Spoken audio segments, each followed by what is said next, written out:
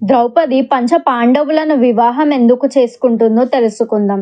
ద్రౌపది స్వయంవరం జరిగినాక పాండవులు ద్రౌపదితో వెళ్తుంటే అక్కడికి వచ్చిన రాజులు పాండవులతో యుద్ధం చేస్తారు. పాండవులు వారిని ఓడిస్తారు. అర్జునుడు కర్ణుడితో యుద్ధం చేస్తాడు. ఆ తేజస్సు చూసి కర్ణుడు "నువ్వు ఇంద్రుడివా లేదా అర్జునుడివా" అని ప్రశ్నిస్తాడు. ఎందుకంటే అతనితో పోటీగా అతనిని ఎవరు ఎదిరించలేరు.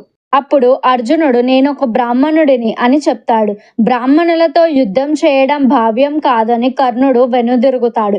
పంచ పాండవులు ద్రౌపది కుంతి దగ్గరికి వెళ్తారు. వెళ్ళి వారు "అమ్మ భిక్ష తెచ్చాము" అని చెప్తారు. ఇది అంతా చూడకుండా కుంతి "అందరూ సమానంగా పంచుకోండి" అని అంటుంది.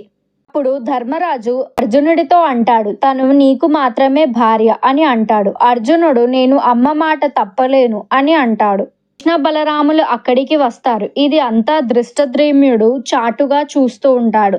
ద్రుపదుడు దగ్గరికి వెళ్ళి అతను చూసిందంతా చెప్పి వారు మాట్లాడే విధానంతో వాళ్ళు క్షత్రియులు అని తెలుసుకున్నాను అని చెప్తాడు.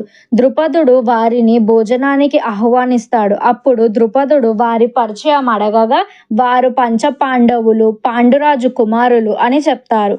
ద్రుపదుడు వైభవంగా ద్రౌపది అర్జునుల పెళ్లి చేయాలని అనుకుంటాడు. దీనికి ధర్మరాజు కుంటి మాట గురించి చెప్పి ద్రౌపది మా అందరికి పట్టమనిషి అవుతుందని చెప్తాడు.